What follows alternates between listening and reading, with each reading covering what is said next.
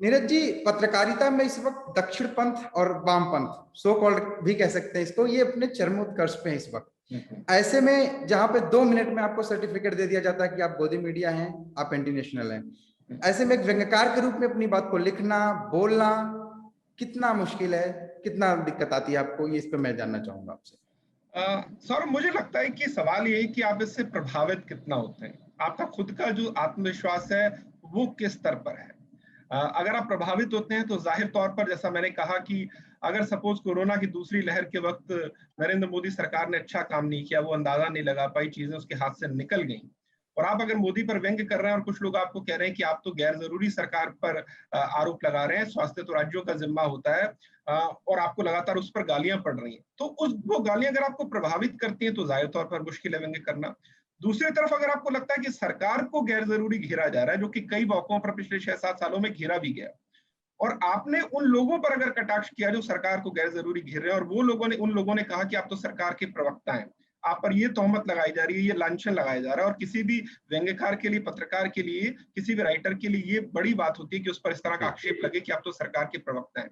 अब सवाल यही वही है कि अगर आपका आत्मविश्वास कमजोर है और इस तरह के हमले लगातार आप पर हो रहे हैं, और अगर आप इससे प्रभावित हो रहे हैं, तो आपके लिए सच में व्यंग्य करना बड़ा मुश्किल हो जाएगा। यह सौरभ समझना बड़ा मुश्किल है कि समझना बड़ा जरूरी है कि जिस भी लेफ्ट विंग या राइट विंग की हम बात करते हैं, ये मुझे अभी भी लगता है कि ये चीज सोशल मीडिया पर ज्यादा है, और समाज का जो मोटे तौर पर वर्ग है वो अभी भी न्यूट्रल है, वहां पर इस तरह का एक्सट्रीमिज्म नहीं है। और सोशल मीडिया पर क्यों है? सोशल मीडिया पे मुझे लगता है कि कोई भी आदमी जो खुद लिखता भी है और पढ़ता भी है, वो अपना माल बेच भी रहा है, और किसी भी बाजार की तरह आप वही अपना माल बेचते हैं जहां पर आपको ग्राहकों की संख्या दिखती है। सपोज आपने नरेंद्र मोदी के खिलाफ व्यंग किया और आपको लगा ये तो बिक रहा है, और आपके साथ एक बहुत बड़ी कमिटेड ऑडियंस आ रही है या पाठक वर्ग आ रहा है, तो फिर ये आपको प्रेरित करता है कि आप इस तरह का माल बेचने के लिए और माल तैयार कीजिए। और मैं ऐसे लोगों को व्यक्तिगत तौर पर सौरभ जानता हूं जो नरेंद्र मोदी के समर्थक हुआ करते थे, इनमें कॉमेडियन भी हैं, लेखक भी हैं, कार्टूनिस्ट भी हैं, जो समर्थक थे, लेकिन जब उनको जिस पल रियलाइज हुआ कि नहीं उनके खिलाफ लिखने वाली चीजें बिकेंगी ज्यादा, तो उन्होंने एक सिरे से उनके खिलाफ लिखना शुरू किया। ठीक है, क्योंकि वहां पर उनको एक बड़ा पाठक वर्ग मिल रहा था। और दूसरी तरफ जो राइट विंग है, उनके साथ मुझे लगता है कि दिक्कत ये हो गई है राइट विंग के साथ कि उनको लगता है कि अगर नरेंद्र मोदी की किसी भी रूप में आलोचना की गई तो वो सामने वाली विचारधारा को मजबूत करेगा, क्योंकि वो तो नरेंद्र मोदी के पीछे पड़ी हुई है। मतलब उनको भी कहीं ना कहीं इस बात का उनका भी कॉन्फिडेंस इस बात में नहीं है कि हम तथ्यात्मक होकर भी बात कर सकते हैं। जरूरी नहीं है कि अगर आप नरेंद्र मोदी की आलोचना करेंगे तो इससे लेफ्ट विंग मजबूत होगा या मोदी के विरोधी मजबूत होंगे, क्योंकि अगर आप विरोधियों की बात सोचकर आलोचना करेंगे या नहीं करेंगे तो आप उस जनता के साथ ज्यादती करेंगे, जिसके लिए मैंने कहा कि मोटे तौर पर वो न्यूट्रल है। ये भी तो हो सकता है कि आत्मावलोकन के लिए जरूरी हो आलोचना, समालोचना भी हो सकती है। समालोचना भी हो सकती है, बिल्कुल हो सकती है। तो सवाल यहाँ पर जरूरी किसी भी लेखक के लिए या किसी भी क्रिएटर के लिए बड़ा जरूरी है, जैसा मैंने कहा कि क्रिएटर की तो मजबूरी है ना, अगर आप यूट्यूब पर अगर अपना कोई चैनल चलाते हैं और आपको राजनीतिक व्यंग्य करना, और आपको पता है कि राजनीतिक व्यंग्य आजकल नरेंद्र मोदी के खिलाफ लिखने पर बिकेगा, ठीक है, फिर भले ही किसी तरह की आलोचना में आपकी कन्विक्शन हो ना हो, लेकिन आप आलोचना करेंगे क्योंकि आपको अपना माल बेचना है। और ये बात दूसरे पक्ष की तरफ भी है, अगर आप ऐसा कोई राइट विंग चैनल चला रहे हैं या फेसबुक चैनल चला रहे हैं, राइट विंग लेखक के तौर पर आपकी पहचान है, जहां आपको हर मामले में यूं कहूं कि एक वर्ग को गाली देनी ही देनी है या राइट विंग की बात करनी करनी, और आपको पता है कि इस तरह गाली देकर एक वर्ग को आप बड़ा पाठक वर्ग अपने साथ जोड़ रहे हैं, तो फिर वहां पर आप ऑब्जेक्टिव नहीं रह जाते हैं, क्योंकि आपको अपनी लोकप्रियता की ज्यादा परवाह, आपको उन लाखों पाठकों की ज्यादा परवाह है। तो मैं कहूंगा कि इस रूप में जो विचारक है वो भी एक तरह से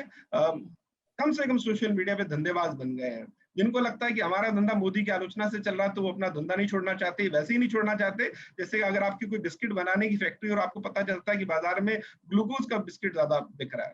तो आप नमकीन बिस्किट नहीं बनाएंगे, आप ग्लूकोज के मीठे बिस्किट बनाएंगे, क्योंकि आपको तो धंधा करना है। उसी तरह सोशल मीडिया पे भी आप जिस भी विचारधारा का धंधा कर रहे हैं, उसके अगर ग्राहक है और आपकी पहचान उस विचारधारा के यूं कहूं कि प्रवक्ता के तौर पर बन गई है, तो सिर्फ आप न्यूट्रलिटी के लिए अपना धंधा खराब नहीं करेंगे। और अगर आप धंधा अपना न्यूट्रलिटी के लिए खराब करने के लिए तैयार हैं सोशल मीडिया पर, तो फिर आप अपनी ग्रोथ से समझौता कीजिए, फिर आपको लगेगा कि स्टैग्नेशन आ गई आपकी ग्रोथ में। क्योंकि इस तरह के कम से कम पाठक या दर्शक सोशल मीडिया पर आपको बहुत कम मिलेंगे जो ऑब्जेक्टिवली चीजों को सोचें, जो ये मान के चलें कि नहीं इस मामले पर तो नरेंद्र मोदी की आलोचना होनी चाहिए तो ठीक हुई, इस मामले पर लेफ्ट की आलोचना होनी चाहिए तो ठीक हुई, हाँ इस्लामिक विचारधारा यहाँ पर कट्टर है तो उसकी आलोचना होनी चाहिए। तो इस तरह से ऑब्जेक्टिवली सोचने वाले लोग, या यूं कहूं कि उन चीजों को सराहने वाले लोग कम है, इसलिए आपको सोशल मीडिया पर इस एक तरफा चीजें ज्यादा दिखती हैं। लेकिन जैसा मैंने शुरू के पॉइंट में कहा, लेकिन समाज जो है सौरभ, अभी भी मोटे तौर पर हमारा वो इतना एक तरफा नहीं है। अगर वो इतना एक तरफा होता तो 2014 के लोकसभा चुनाव में नरेंद्र मोदी भारी जीत के साथ आते हैं। महज 6 महीने में दिल्ली के विधानसभा चुनाव होते हैं और वहां पर बीजेपी का सूपड़ा साफ हो जाता है। 2019 में नरेंद्र मोदी की सरकार भारी मतों से विजयी होती है, दिल्ली में 7 की 7 लोकसभा सीटें जीतती है, लेकिन उसके 6 महीने बाद दिल्ली में विधानसभा का चुनाव होता है तो बीजेपी का सूपड़ा साफ हो जाता है। मतलब जो लोकसभा और राज्यसभा के चुनाव है वहां पर कौन प्रधानमंत्री बन रहा है, कौन मुख्यमंत्री बन रहा है, लोग ये ज्यादा देख रहे हैं। लेकिन